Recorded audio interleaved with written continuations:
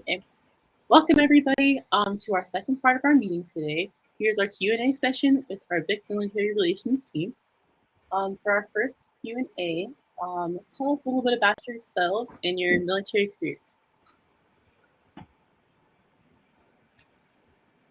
All right, I will kick it off. My name is Giuseppe Wallace. I'm a CW2 in the Army Reserves. I've been in for 15 years. I currently hold 5 MOSs, with my last and final MOS being 170 Alpha, which is a Cyber Operations Officer. Right now, I'm currently assigned to the Deputy Chief uh, Chief Joint of Staff. Sorry, that's a mouthful. So I am the technical advisor to the G6. On the civilian side, I am a senior security engineer, where I primarily focus on incident response and managing the tools within our environment that we use as our SIEM and our log collection platform. Okay. I'll go next. Again, I'm Hugh Shepard, 4-year Army veteran, 31 Romeo, which is a multi-channel transmission system operator. So basically, I put up an antenna out in the field and, help form a tactical network. Again, only served 4 years, all at Fort Bragg, North Carolina, home of the Airborne Corps. And then since I've been out of the service, I've worked primarily in telecom and IT. Initially with Bell Atlantic and Verizon, doing like work in the central office, installing infrastructure there, and then just over the years, it just kind of morphed and worked into working in the IT, and eventually found myself working in cybersecurity, doing certification and accreditation for systems for the Navy. And now I'm a freelance guy living abroad over in Asia right now. Guess I can go next. My name is John Petaway. I did 9 years in the Army. I was a 25 Bravo, so Signal Corps. Cool. So now I'm an ISSM for the DoD, which is like an information system security manager, which is more like on the blue team managerial side. So just like patching vulnerabilities and doing risk management framework, stuff like that. My name is Kylie Higginson. I am a 7-year Army vet in the Intel Corps. So I spent a year and a half at Fort Hood, most of my time in nice places like England and Colorado, so I didn't really have a lot to complain about because it was all shift work. So I was in 98 Juliet / X-Ray. They changed it, and I think they've even changed it more recently to 35 Sierra, which was an electronic intelligence analyst. Much like Hugh, I kind of fell into cyber about 7 years ago. I was working in IT, doing a lot of desk side support, and fell into security. My current role is with an insurance company. I serve as basically their GRC team lead. So do a lot of risk management analysis as well as policy maintenance and things like that. So Awesome. Okay. For our next question, what inspired you guys to get involved with BIC Military Relations?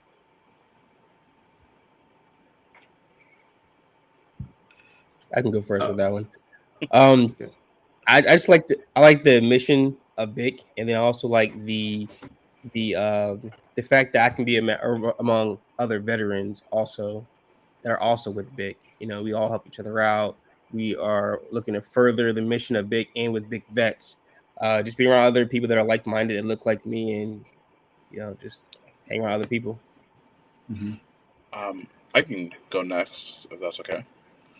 So I think for me, it's just I started getting to that point in my career where, especially after the last couple of years, where I'm like, I need to start giving back to the community. Right, I've been a member of BIC for 2 years or so, and I think the veteran committee was an opportunity for me to support the community and give back in a way that felt natural. There's a lot going on, and BIC is constantly growing and doing good work, and so this just felt like a good way for me to try to support everything that we're doing. So, yeah. To piggyback off of that, I think that there is a lack of mentorship and also a lack of diversity within IT and cyber. So I think that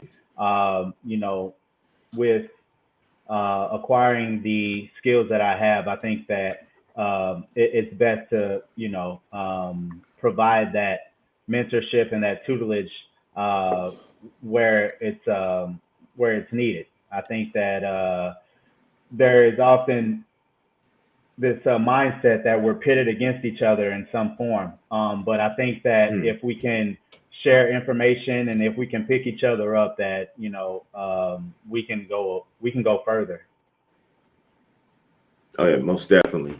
And just to add on, I came to BIC and got involved in BIC because I've been living abroad for over 6 years in Asia. So I felt kind of isolated, and definitely weren't a lot of people that looked like me around. Definitely that were involved in tech, and so BIC was the perfect opportunity for me to get involved with like-minded folks, people who look like myself, even in a remote role from all the way here overseas in Asia. So it's been an excellent opportunity to get reconnected and engage not only with tech but also with the other African Americans involved in cybersecurity and tech in general. And like Giuseppe said, it's a beautiful thing to see folks sharing resources and sharing knowledge, and they're building, helping to build one another or each other up.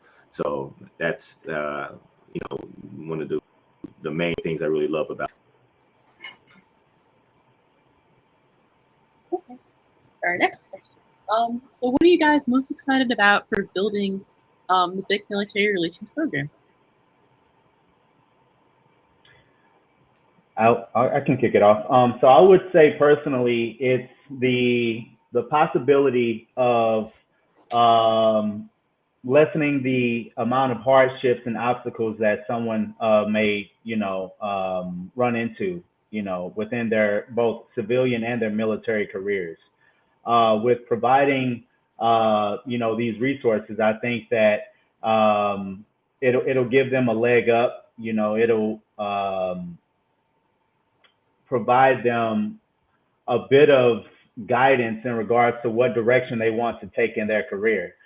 So like I said, I hold 5 MOSs. The first being lightweight mechanic, a psychological operations specialist, intelligence analyst, systems IT manager, and finally a cyber operations officer. So I didn't really want all of those jobs, but in order for me to get to my end goal, I had to master the art of pivoting, and it took a lot of resilience and perseverance and whatnot, and obviously it made me a stronger person. But if I could have, shaved off, having to go through all of those different schools so that I could focus on my primary end goal, that would have helped a great deal. Yeah, like what Giuseppe said, like there's so many different resources and avenues you can go within like IT and cyber. It's easy to get to not sure where you should focus your attention at. And I like BIC Vets because it can be a one-stop shop where you can, if you want to do red team, you can do this course, and a lot of these courses are free or heavily discounted for vets. So yeah, that's what I'm most excited about. I think I'm gonna take it in a different direction, and this may sound a little sappy, but I think one of the things I'm excited about is working with the folks on this call. It's one of the things I think we've talked about is being able to see folks like us, and just I think the wealth of experience and the wisdom even is going to be helpful. I think just for me on a personal note, but also how do we start to share that with folks that are up and coming. And, I think that will be good. I think the community stuff and building the community is really the exciting thing for me. Yeah, I agree. Agree with all the points my brothers here shared, because being away and being abroad and having a outlet to connect with people like myself has been big for myself, and I think that's a lot of folks out there. And I want to looking forward to make sure the big veterans community is that outlet for folks to connect and stay engaged. Even if it's just you're on a call talking about whatever. It doesn't have to necessarily even be cybersecurity or tech. Just sharing, and just having that comfortable kind of environment, that safe environment, and that's how we make each other stronger. Just share, talk, and again, also, like John mentioned, there are tons and tons of different resources and programs out there, and that was an issue I found not only as a transitioning vet, but as a professional coming up in the industry, is you miss out on a lot of things, so you're just not aware. But when you have a dozen people or whatever number of people who know this program or know this program, and we have a outlet to share it with each other, that's how we all can develop and learn and prosper as a people.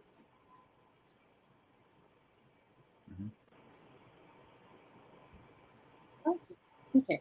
So next, how can veterans help themselves when entering the cyber community or leaving the military? I can kick that off. Okay, go ahead. I would say that you can really help yourself by making sure that you're thinking about your exit before you're a year or a couple of months out, right? So even if you have 10 years, you should be putting your pieces in place so that you're prepared for that transition into the civilian world if you're active duty. If you're on the Reserve or National Guard side, you pretty much already got it figured out, because you already have a civilian job unless you're AGR. So for my active duty members, make sure that you're doing what you can and taking the training that you need in order to be successful within this career field, rather that's Net Plus, Security Plus, A Plus, whatever it is. Take advantage of all of the trainings that are provided through the military. And another thing that I would say is ensure that you're networking. You never want to be that individual who's burning bridges, and you have a bad name, so people really don't want to work with you in the future, because this community is so small that it at some point you're going to cross paths with that individual that that you have negative feelings about, or they have negative feelings about you. So make sure that you're harboring and building healthy relationships, and yeah. And just to add on to that, I definitely would recommend or suggest making sure you're getting your your resumes together, making sure you understand how to translate your military experience into civilian terms, because there's probably a wealth of things you've done, wealth of experience you've gained in the military. However, you may not recognize it, and you may not know how to put it in civilian terms. So making sure you know how to do that, making sure you're utilizing the platforms out there that people use nowadays, be it LinkedIn, be it freelancing, say Upwork or something. Just making sure you're ready to enter the civilian world, and how things operate there. So do your research and making sure you know how to basically give your own kind of elevator pitch and promote your own skills and your background experience. I would like to add, definitely during the Soldier for Life Transition Assistance Program for active duty, when you're getting out, make sure you pay attention, because there's a lot of good information in those classes, like how to have two different resumes for like a government job or a civilian job, or the things you need to, like, don't put technical military jargon on the resume because civilian will not understand what those terms mean. And also join big vets. There's a lot of resources and a lot of people here that have been in the same position that you were in, so they know how it was getting out. So just join in. There's a wealth of knowledge, information within this group. So I'd add that.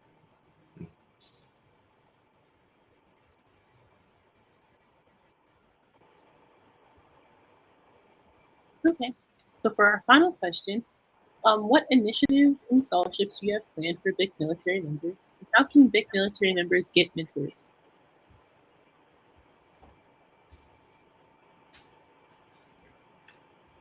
Well, I know we're a couple initiatives that have worked. Again, we were looking for partner opportunities with organizations.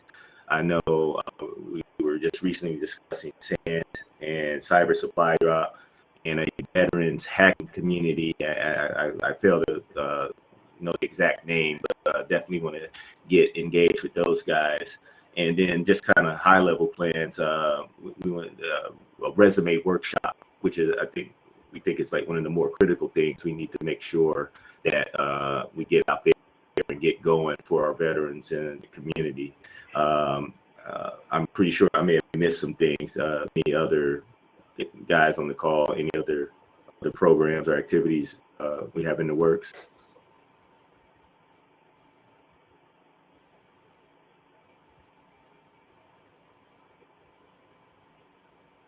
Yeah, from my end, I'm working with the local chapter of the 100 Black Men of America.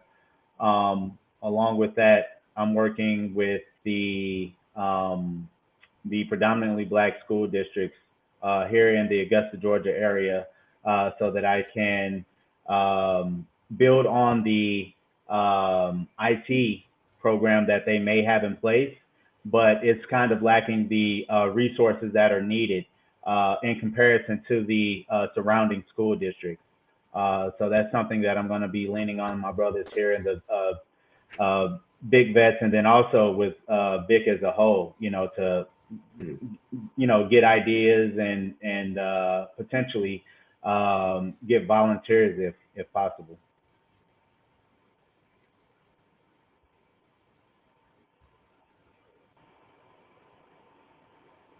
Okay, well, thank you guys for your answers to those questions. Is there anything else you guys would like to discuss?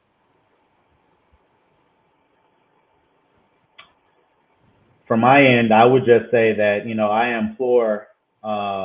implore you to use every resource that you have available. Instead of being one of those people, where you're always taking, make sure that you're giving back, right? And don't withhold information, right? So if there's a skill set that you think that you can share with someone else, or if there's knowledge that you feel like you can bestow on someone else, just share that out. You never know whose life you're gonna affect. So I would say, get out there and affect someone's life in a positive way. Agreed. Okay, well, that's everything. Thank you all, and looking forward to your excellent work. Thank you. All right.